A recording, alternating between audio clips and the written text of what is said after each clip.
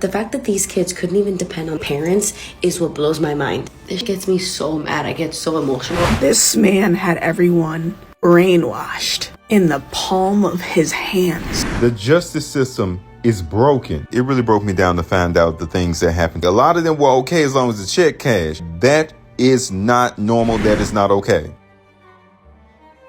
I was just trapped.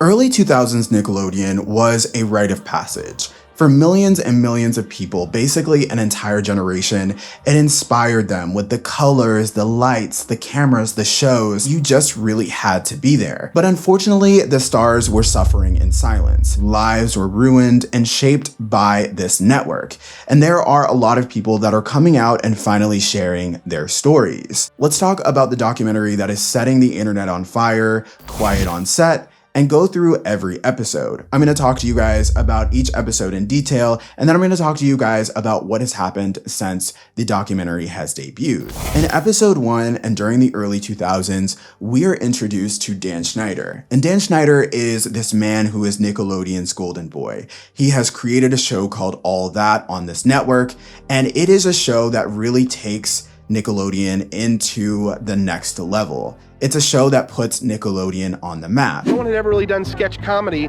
starring kids for kids. As Dan continues to progress at Nickelodeon, his power grows and grows and grows. From the early beginning, you could see and tell Dan's presence on the shows that he works on because he is the primary hirer and firer on his shows. He makes all of the writing decisions. While he's on set, he's working to make things toxic and uncomfortable for not only the cast, but for the workers behind the scenes. I was scared.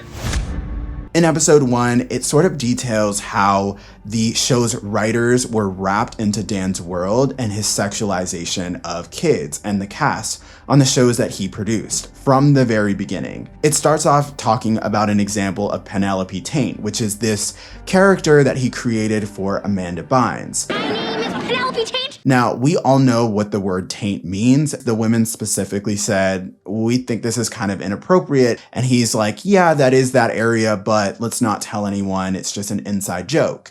Then when Nickelodeon stepped in and said, yeah, isn't this the area between the butthole and the vagina or whatever? He's like, no, that's not it. Taint means this word. It's sort of an inside joke that's just innocent.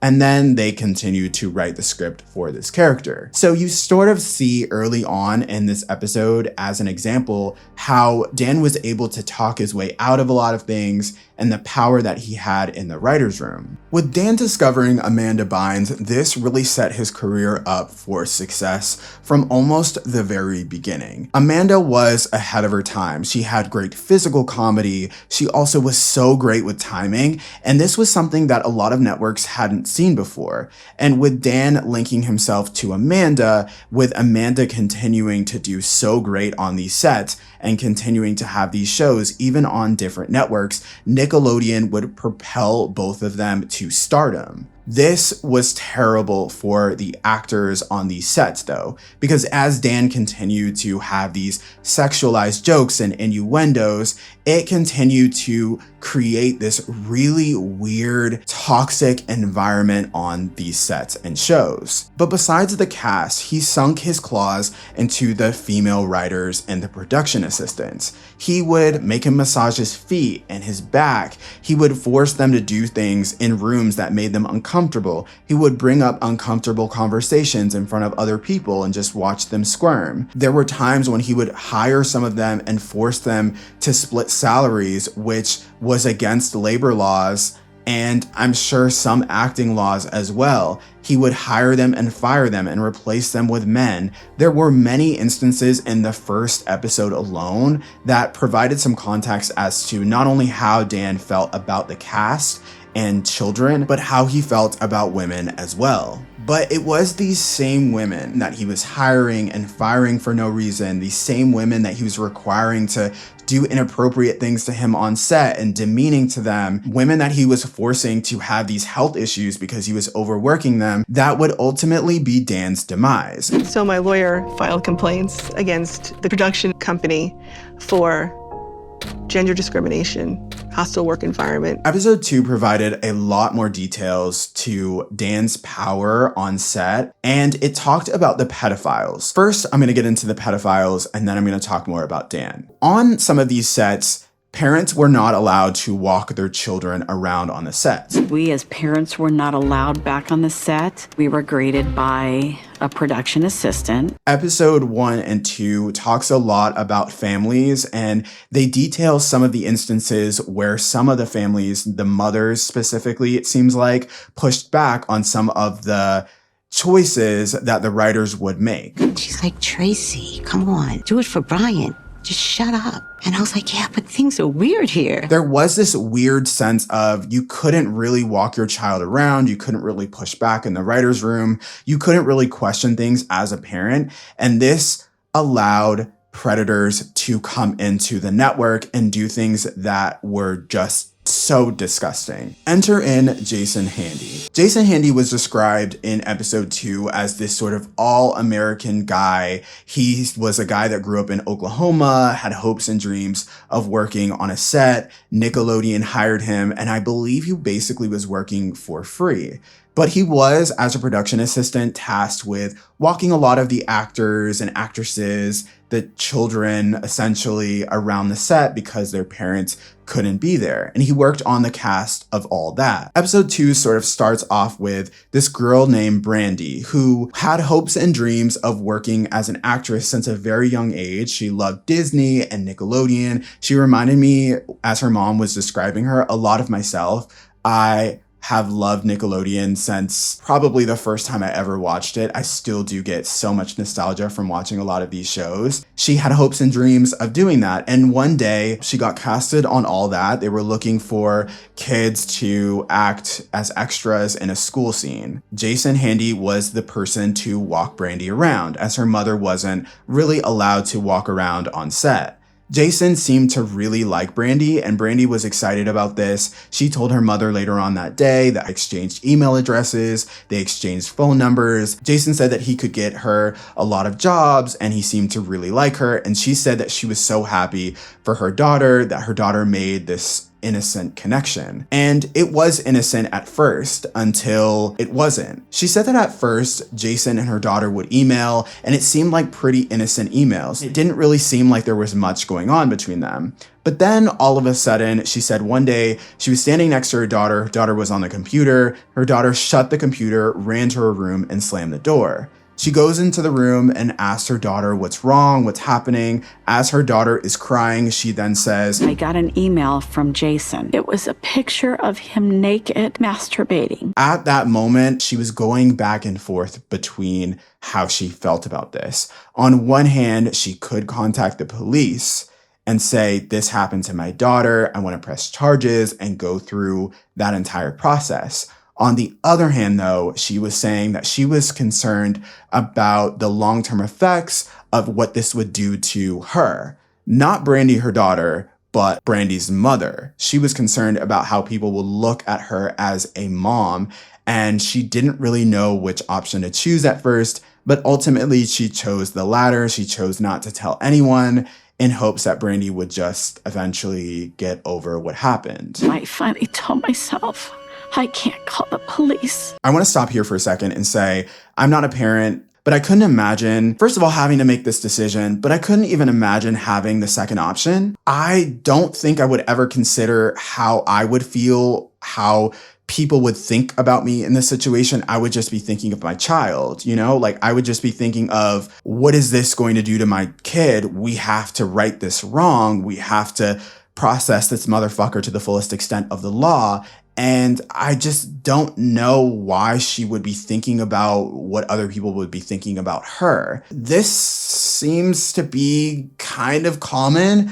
as you watch more of these episodes in the documentary. It seems like a lot of the parents didn't really want to push back, even when they felt like things were wrong or things could be going wrong or things could be inappropriate. They didn't really want to do that because they didn't want to mess their children up. They didn't want to ruin their careers or ruin their lives. So they just chalked it up as a temporary situation and then they just went about their day. But fortunately, as fate would have it, This would all come back to them, and we will talk about what ultimately ends up happening. Even though the mother didn't want to do anything, she eventually did, and that's why I believe she talked about it in this documentary, because justice prevailed in the end, and we will talk about that in episode 3. I want to get back to Dan Schneider and his connection to Amanda Bynes.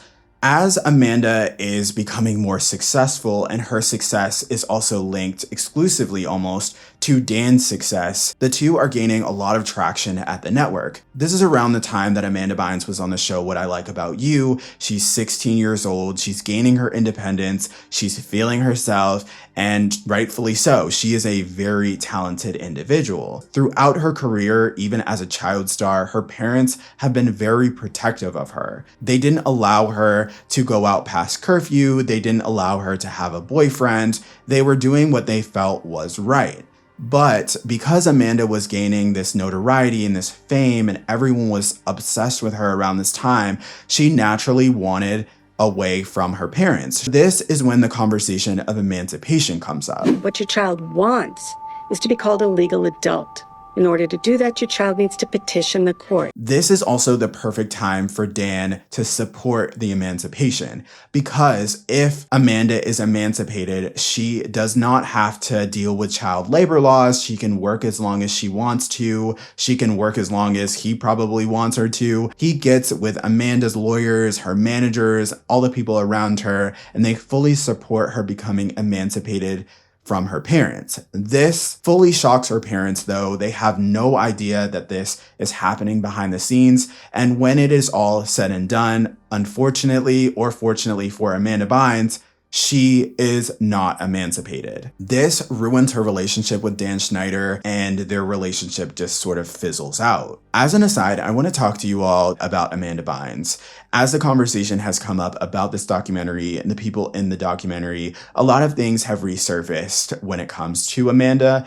As you all may or may not know, Amanda Bynes has suffered a lot of mental health issues, and she's also gone through a lot of substance abuse throughout her life. In 2010, she announced that she'd quit acting. In 2013, though, she created a super secret Twitter account, allegedly under a pseudonym, and on this Twitter account, she alleged a lot of information. This would color in some of the picture of what she was going through around this time. She created this account at the time because her parents were controlling everything that she was doing, and she wanted the truth to be heard. She was also crying out for help on this Twitter account and saying that they were stealing her money, and that's why she was placed in this conservatorship. She posted pictures of her ID and pictures of herself to show everybody that this was an original account made by her.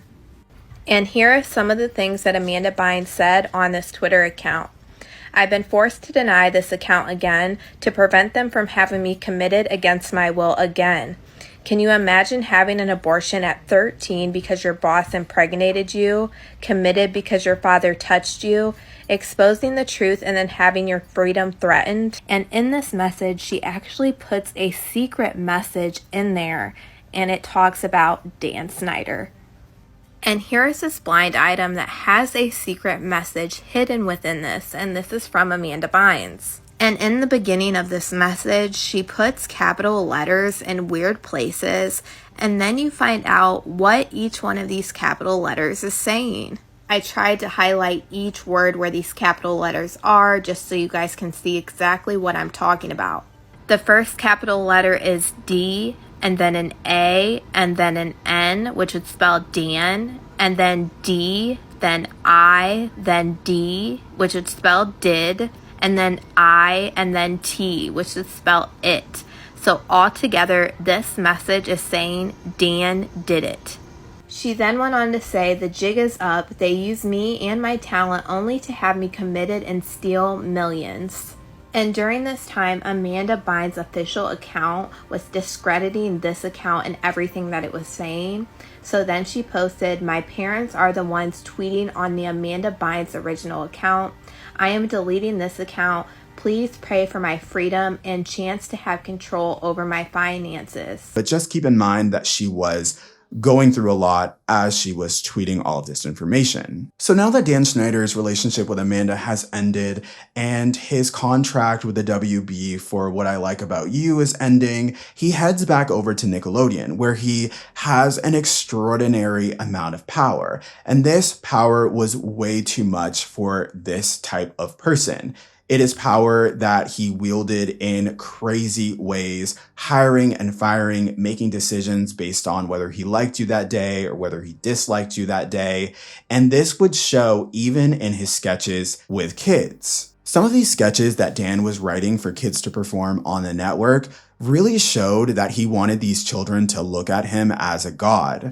It's not our place to question Dan. Yeah, Dan's a god, right? He wanted them to see him as powerful. He wanted them to be scared of him. Dan calls the cast, and it's like Charlie calling his angels. Hello, cast! It just doesn't make sense to me that there wasn't at least a few people in the room that were talking back to him and that were not agreeing for him to write these things in these shows. It just doesn't make any sense to me why he would want to come across like this on a TV show that is broadcasted around America. And this, I feel like, is only something that I can chalk up to narcissism, just giving a person way too much power to just do and say whatever he wanted to, just for laughs for himself and not for any sort of audience. There are also a lot of sketches where Dan was forcing children in really uncomfortable situations. I guess, sure. You kind of look at your mom like, we're ignoring child labor laws again. In situations that are, quite frankly, really inappropriate. Kyle Sullivan and Giovanni Samuels, who both had guest star roles on the show, talked about how they were working on the sketch, where they were forced to drink coffee and sugar over and over and over again. It's gross. Like it would congeal into this gross, viscous goo. There was also this scene where he was forced to be a drug dealer, and his mother pushed back on this because with him being the only black kid on set, you're gonna force this one kid to be a drug dealer in your sketch show. And I was like, oh, the black kid gets to be the crack dealer? It was also written as the youngest rapper alive, called Lil Fetus, and in the scene he was going to wear a leotard that matched his skin tone. While he was in hair and makeup, he overheard someone say, oh yeah, his skin tone should be charcoal, and this made him feel really bad. And as a young kid, the person that was doing his makeup just sort of patted him on the shoulder and said, it's gonna be okay. Even they knew that this was a really inappropriate and racist response to him playing a character. This was one instance of several that were mentioned in the documentary where black stars suffered because they were on these sets and they were not supported by anyone else that looked like them, and their parents were not really there to push back on these things that were happening. They covered him in peanut butter and forced dogs to lick the peanut butter off of him. Some kind of awkward fantasy from some freaky dude. Another sketch show created by Dan Schneider. I want to pivot back to the people who worked for Dan around this time. In episode 2, there were many instances and examples of workers who just felt like they had been done so wrong because they were a woman, or because Dan did not like them that particular day, or they took vacation for 2 or 3 days and all hell broke loose because he did not approve of it. Or you got fired. One worker in particular mentions during the production of a particular show, she had to be carried out by the paramedics because she was so overworked. Because when you're working for Dan, you have to work harder than he does. And if you don't, you're fired. And I just remember saying, I'll be right back. I'll be right back. Dan is incentivized to work as hard as he does. He is given more power, but they are not. They're forced to split salaries. They're on contract. Their contracts aren't being renewed every 6 to 12 weeks. So it is not fair in this situation. You were doing all of these things for Dan, the people that were working for him, but there was no loyalty. So as they're working harder and harder and harder, and Dan is pushing them more and more and more, as people are being wheeled out on gurneys and they hear somebody whisper, well, how's the show going to be produced now? And they're just thinking of you as a number. Dan is not renewing your contract. People talked about Dan letting them go after they have worked so hard for him and were there for him on these shows. So there was no loyalty at the end of the day. Dan was not treating people as human beings, even though they were going above and beyond for his success. It's at this point that you realize while you're watching the documentary in episode 2 that if adults are this fearful of speaking up against him and reporting him, you can only imagine how the children on these sets feel. These children that are being put in these sort of sexualized, awkward, really weird situations for this man's own gain, for this man to get a few chuckles in and then go about his day. It makes you feel even worse for the kids. The episode then transitions into talking about Jason Handy again and wrapping up what ultimately happened to him. So one day, Brandy's mother said that she was in her home and she got a knock at the door from LAPD. They said that they were doing an investigation on someone that she might know by the name of Jason Handy. The LAPD said that they had found 10,000 images, CDs, and Ziploc baggies of mementos from particular children, one of which was of Brandy, and they asked if she would be willing to have Brandy testify against him in court. She decided that this was her moment. She decided that she was going to allow Brandy to testify, and that's what they ultimately did. And he was charged and he was sent to prison. His journals really spelled out how much of a pedophile he was, and it was just so difficult to think about how many of these people worked on these sets, one of which I'm going to talk about in the next episode, which is sort of going viral right now. But I could only imagine the amount of access that Nickelodeon gave people to children without them being supervised. How many situations went unreported? How many situations are people thinking about to this day that have affected them? One situation that has affected somebody, and you can see it even to this day, and it is being heavily talked about, is Brian Peck, aka Pickle Boy. Brian Peck was this very famous dialogue coach that worked on the set of All That. He was, as a dialogue coach, sort of tasked with hitting the ball back and forth with these child actors, really helping them with their lines, and it gave him a ton of access to these actors on set. Brian Peck was also not hired by Dan, but he was close to Dan as he played in smaller roles on some of Dan's productions like Kenan and Kel. And he also played a role titled Pickle Boy on All That. Brian as a person was very charismatic and very helpful, but he was also very odd. In episode 3, it talks about how one time Brian was hosting a party. They go to this party, there's all this Hollywood memorabilia everywhere, and in his garage he has it set up as sort of an archive of Planet of the Apes, which is odd to me, no shade, but is very odd to me, would be odd from the moment that I saw it. But in the center of all of the memorabilia is a picture of a clown. And he picks the picture up as people are asking about it. He gets super excited, flips it around, and on the back of the picture says, "To Brian, I hope you enjoy the painting. Best wishes, your friend, John Wayne Gacy." Now, if you don't know who John Wayne Gacy is, bless your heart, because John Wayne Gacy is probably one of the most prolific, insane, disgusting serial killers that have ever walked this earth. He killed a total of 33 young men and boys. It is an insane story. It is so sad. But for a man who is working around children specifically to have this sort of thing as a memorabilia item centered on his wall as a focal point is insane to me. And I really want to know, at what point did the parents find out about this? And at what point did it trickle out amongst the people that were working on set?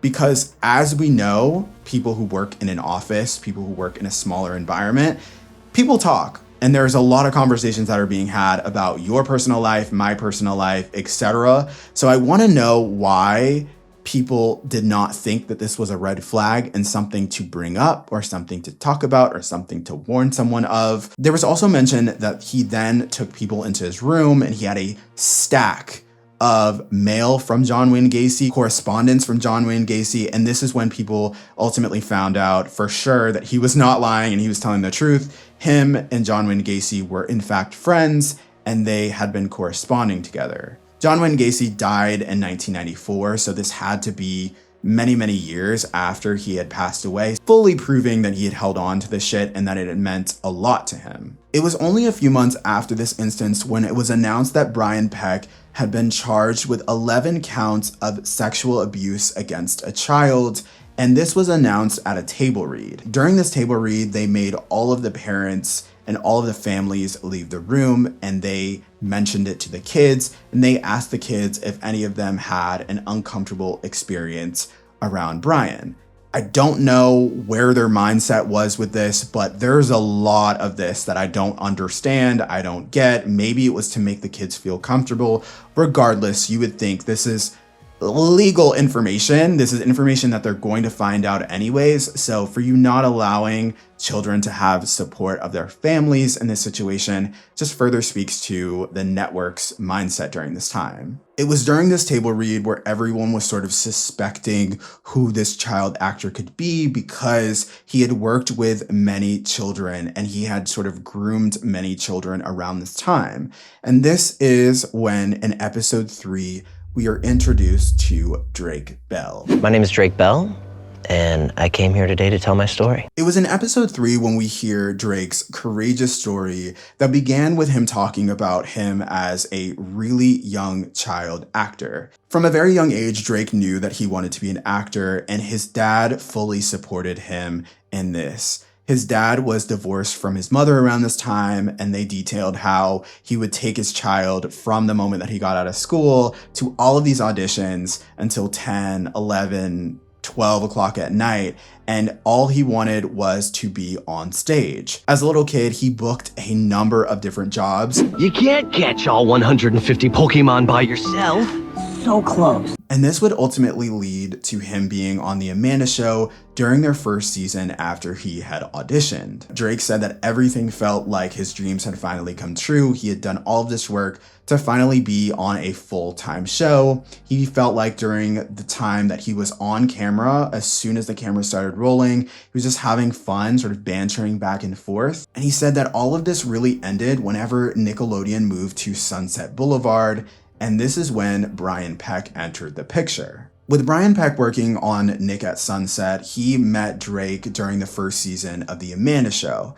And Drake was introduced to Brian as this person that could help him not only with his acting, but also get him a number of different jobs. Brian Peck's one person that he would always reference is Leonardo DiCaprio, someone who, I mean, still to this day is probably a top 10 actor. And so Drake was really excited about this, and so was Drake's father. Everything seemed okay in the beginning, but I was always within eye distance of them. But Drake's father was also super suspicious and really protective of him. He didn't allow Drake to go out of his sight when he was on set. One thing that he noticed from early on in Brian and Drake's relationship was Brian took a very quick liking to Drake, and he was very protective of Drake, not being his father, which is really weird, to be honest. As just a coworker, he was constantly around Drake. He was constantly touching Drake, constantly doing things that just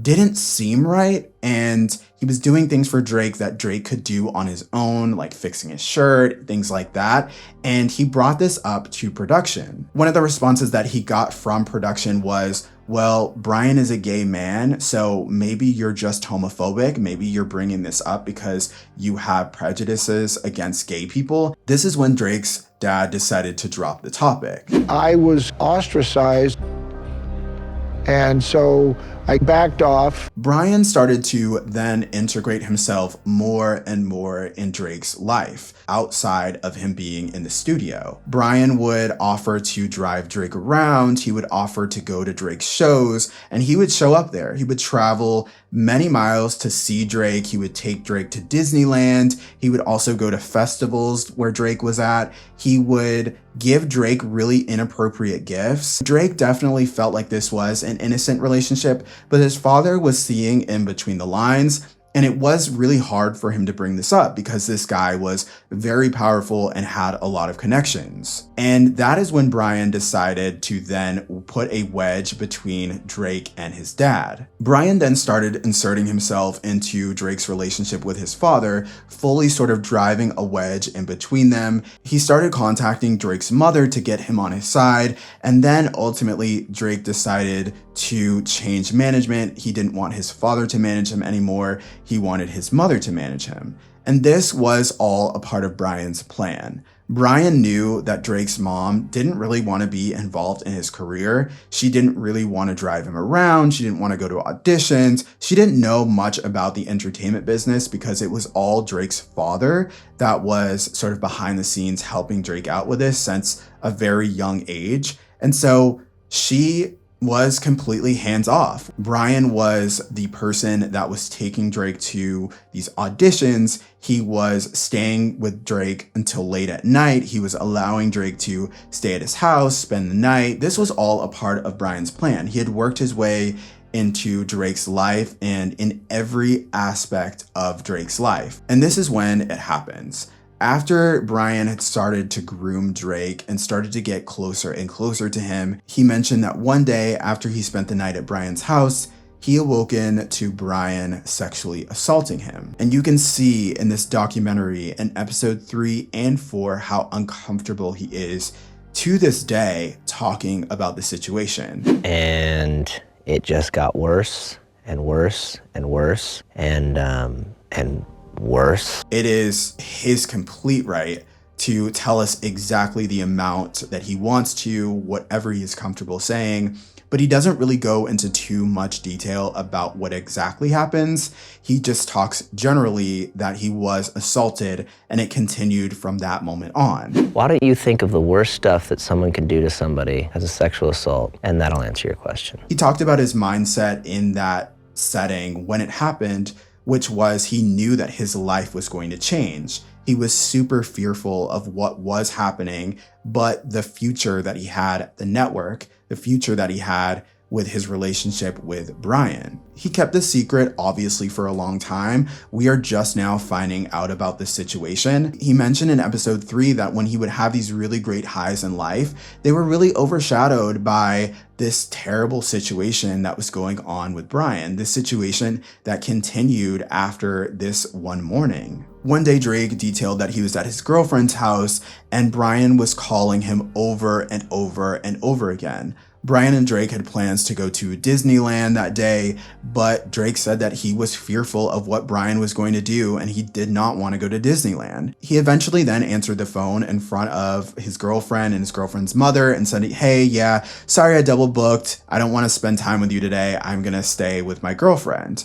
Brian then called him over and over and over again after that, not wanting to accept no as an answer. And that's when his girlfriend's mom said, "Hey, what's going on? What's happening?" Drake gave her sort of a nonchalant, like, "Oh, this is what he does." And that's when his girlfriend's mom said, "No, something else is going on here." A 40-something-year-old man does not call my daughter's boyfriend like that. This is the first time that Drake actually told someone that this was happening to him. One day he found out on set that Brian was trying to wiggle his way into becoming the father in Drake and Josh, a TV show that Drake had filmed the pilot for, I believe, around this time twice. On a phone call, he just exploded to his mother and told her exactly what was happening to him. I just screamed into the phone. This is what started the investigation into Brian Peck. This whole story was so difficult to watch and to listen to in this documentary, and you could see how uncomfortable physically Drake was recalling this story and how touchy it still is to this day. You also see Drake's father visibly upset about this situation because, as I mentioned, Drake's father really did everything that he could to protect his son. And he had heard about instances of things like this happening, but he really tried his best to prevent this from happening to Drake. And ultimately, it wasn't until he was no longer in the picture when he was preyed upon. Are you kidding? I'm not I'm not the same today. The pain's still there. It also makes you think of the people that were in the rooms when this was happening, because I would think that most people can see when someone is getting a little too close to someone that they're not related to. I think it's one of the first things that I can pick up on when people are talking or having a conversation near me, how close they're being together, and especially an adult with a child. It really just had me kind of reeling, and it made me feel so disgusted. During the 4th episode is when we wrap up Dan Schneider's story and his ultimate amazing downfall at Nickelodeon. But before that, let's wrap up the story between Brian and Drake. When Brian was in court after he had ultimately been charged, he had a lot of supporters on his side. In the documentary, it talked about how the side of his courtroom was packed, while Drake's side didn't really have that many people. Brian's side had executives and actors like James Marsden, Tom DeSanto, Joanna Kearns, all of these people that ultimately wrote support letters for Brian. There were people that also wrote support for Brian that actually worked on The Amanda Show, that same show that Drake worked on. Rich says that it would be my pleasure to work with him again. During this time, Nickelodeon did work to expand background checks, but it makes you wonder why they didn't have these checks in place, as they had so many children working on their lot and on these shows. And you just see in episode 4 this continuation of these children not being protected, especially around Dan Schneider and his insane, inappropriate writing. During this time, we are in the mid-2000s. Dan Schneider is at the top of his game. He has created hit after hit after hit. Zoe 101, Sam and Cat, iCarly. This era is really Dan's golden era. This really cements him into the Nickelodeon Hall of Fame. This era also is the advancement of technology. So luckily, because of this technology, we have a lot more physical, visual evidence of how much of a predator Dan acts when he's on these sets. In these videos, you can really see the power play between him and his cast. And how uncomfortable these stars are around Dan, even at a young age. Dan's invading their physical space. There's physical evidence of that. Dan's scaring them and just being inappropriate and weird around them. It scares her.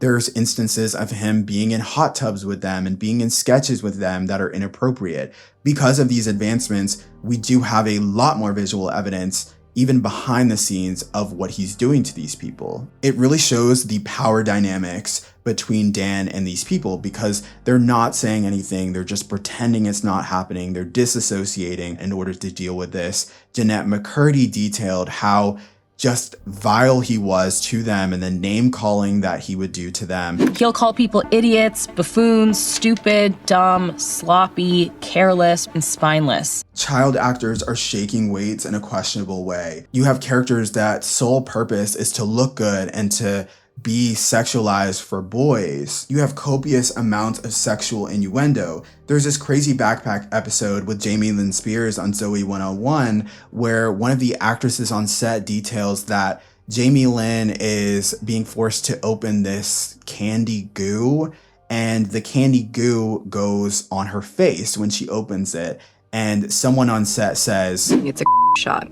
And Dan is roaring laughing behind the scenes, thinking that this is just the funniest thing to ever hit television. Ariana Grande was putting tomatoes in her bra. She was massaging a potato, asking for it to give her the juice. Looking back on it, this content was made for adults, and these kids had no protection on this set. Dan went overboard and just zoomed in too often on the feet, zoomed in too often on the tongue. The women on the set were continuously, as Dan Schneider was unhinged, being subject to his abuse and his trauma on the set. Dan continued to want to be massaged by women on the set. There was always someone massaging him. It definitely felt like a form of sexual harassment. It was an open secret from coast to coast that this was something that Dan wanted and Dan would demand. So who would we go to? Who could we possibly go to complain about this? But something seemed to change at Nickelodeon and their approach to Dan Schneider when Jeanette McCurdy, one of the stars on iCarly, when her mother passed away. When her mother died, a week later, Jeanette McCurdy was back on set. And Nickelodeon started an investigation because they wanted to understand not only why she was back on set within a week, but the toxic, hostile work environment they were hearing about. It's during this investigation that they resolved it by restricting Dan Schneider to just the writer's room. He would not be allowed to interact with the actors at all. When you look at the industry as a whole, this never happens. This sounded so satisfying to me because you can imagine, as a man who is getting off on getting in these children's personal bubble in their space and watching how they react to his skits behind the scenes, up close and personal, he is only restricted to one room. But this brings up the point that a network has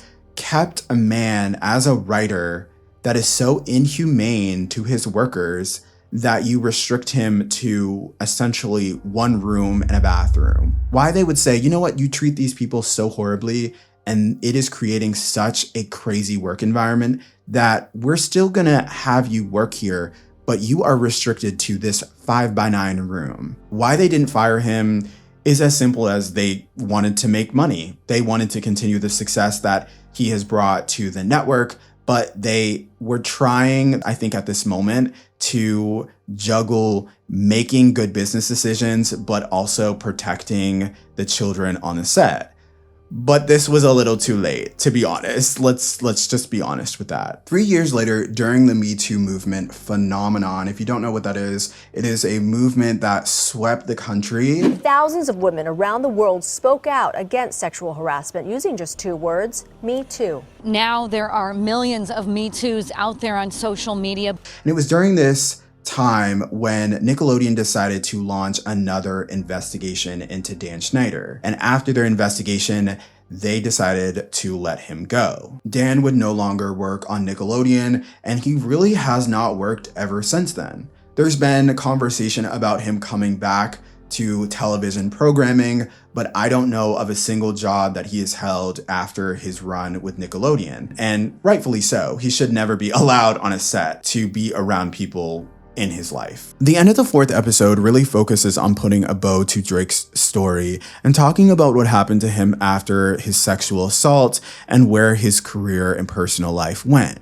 He essentially hit rock bottom. He had a lot of mental health issues. He relied on substance abuse to get him through that, but since then he's had some run-ins with the law. 1 year he practically disappeared and everyone was talking about it and they were worried that the worst had happened to him. I didn't know how to process it, and I think that led to a lot of self-destruction. They connected this to Amanda's story as well because this is essentially what happened to her. She was rising, and she was a star in her peak, and then she just hit rock bottom. She was using drugs, she was suffering from a lot of mental health struggles, she was estranged from her family, and this was before her family then got conservatorship of her in 2013. This documentary serves as a warning for future child stars, and it provides a lot of examples of the worst things that have happened to these kids that we have never heard of, and on this network that has provided a lot of content, a lot of entertainment for an entire generation. Now that I've given you an overview of the documentary, there have been a lot of things that have happened since this documentary has premiered.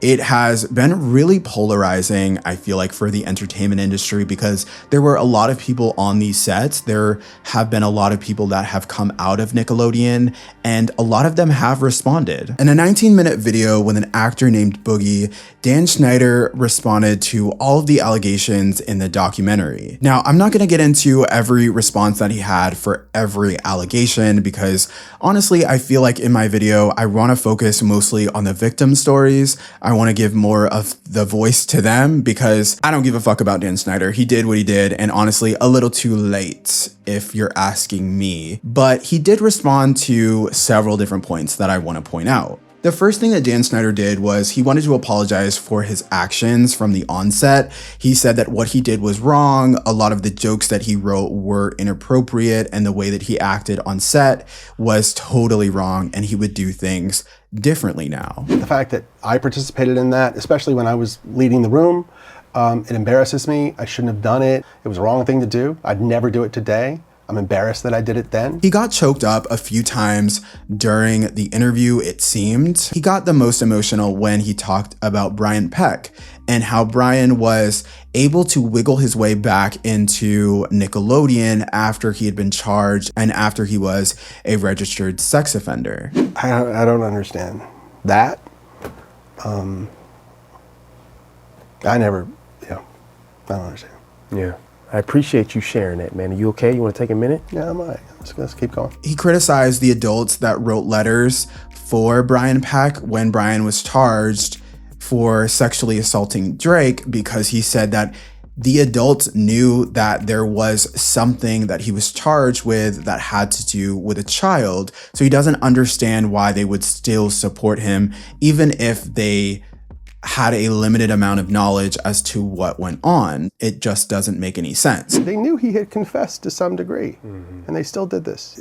That's baffling that adults would do that. This is the one thing that I totally agree with Dan Snyder with.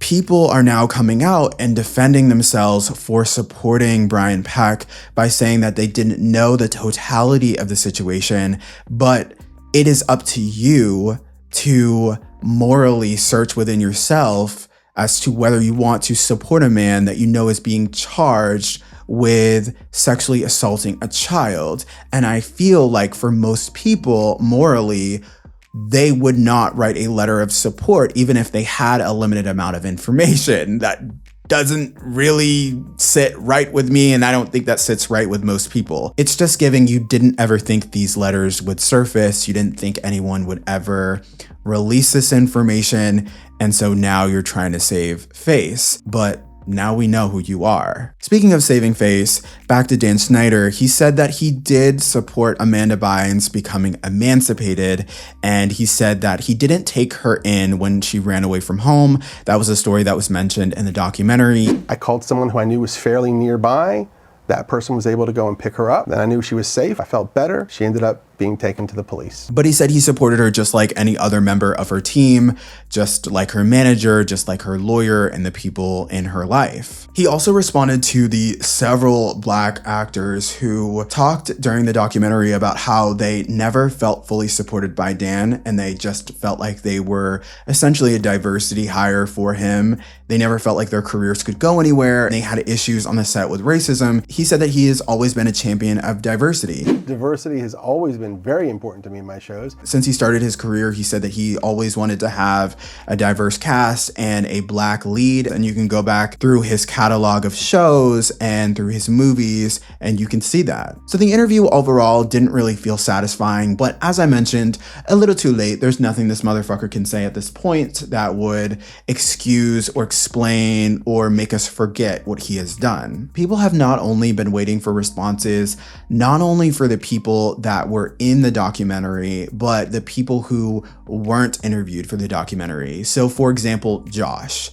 Drake and Josh had a very close relationship for a while, especially while they were on the show together. They have since fallen out, but then slowly maybe made up. But Josh was very quiet for several days after the documentary debuted. In the age of social media, people expect you to respond quick, fast, and in a motherfucking hurry. And that's exactly what they expected of him. You can go back to a lot of his posts on TikTok for the days that he did not respond, and people were questioning where the fuck he was and why he was being quiet on it. There was one post that he made that seemed pretty pointed to Drake, and it talked about how they hadn't really talked in several years and he didn't want anything to do with him. If I haven't talked to you since 2023, take that as a fucking sign that you don't exist to me anymore.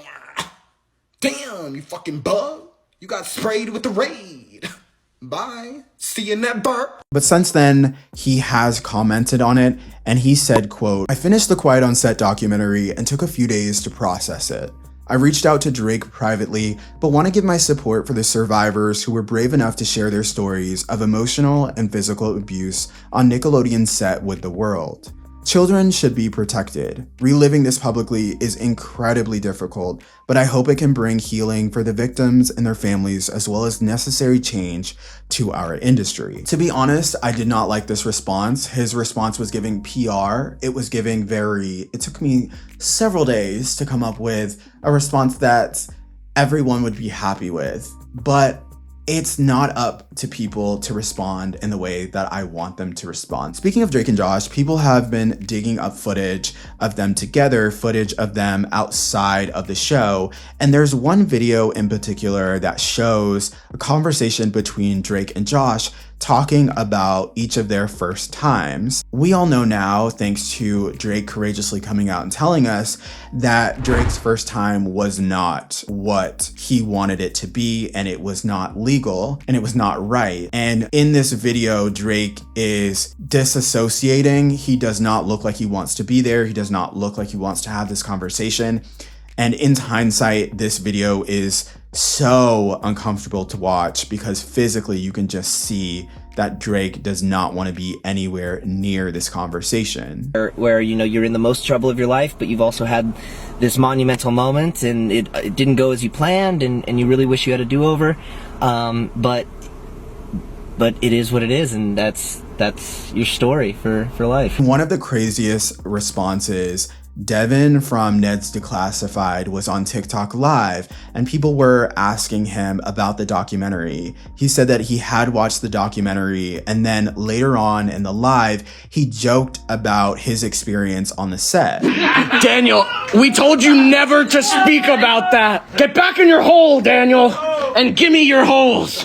Sorry, we shouldn't joke about this. We really shouldn't. This is awful. Why are we doing this? Because this is about us. Listen, our set was not like that. Oh, so y'all were in on it. Oh, God. Damn. Wow. I'm not talking about this anymore. Not talking about this anymore. No. Guys, we can't joke like this. Jesus. Guys, we're sometimes humor helps us move through things, you know? 100%. For him to joke like this and joke about holes really just is so fucking odd to me. And I chalk it up to podcast culture and these straight men thinking that they are God's gift to earth, thinking that they are so funny and so witty and so smart, and they can just think off the top of their head and everyone will chuckle and ha ha ha and laugh to them because their jokes just make light of a serious situation. And we all just need to laugh, and we all need to. The girls are going to make an example out of him because such a beloved character as Drake and a person that is finally speaking in their truth needs to honestly be protected. And this is one case where just shutting the fuck up, I think, is really necessary. I think you just need to step away from TikTok, step away from the podcast equipment, and really just take a walk. There have also been people that have come out in support of Dan Schneider that have said, this did not happen to me. I think Dan Schneider is an amazing individual. I posted a comment about somebody that has been nice to us, somebody that has never done anything to us. And when I said that it was the parents' fault, who allows their children to get a ride with a staff member to work?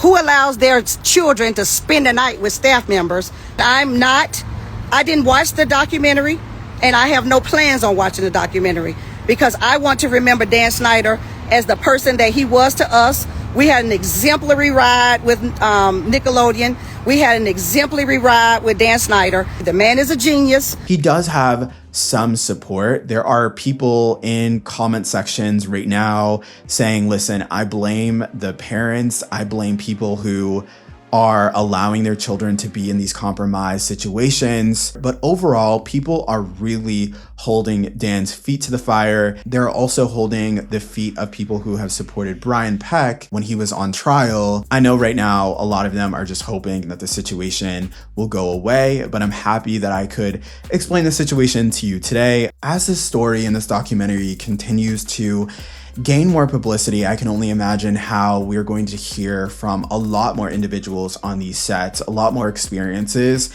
and there is power in talking about things like this because I think if it helps one person, it's worth it. I really hope you enjoyed this recap and this sort of deep dive into this documentary. I am so close to 2,000 subscribers, so if you could subscribe to my channel if you haven't already and give this video a thumbs up and a like, I would really appreciate it so much. I'm gonna go take a nap because I'm really tired, but I will see you guys in my next video. Bye guys.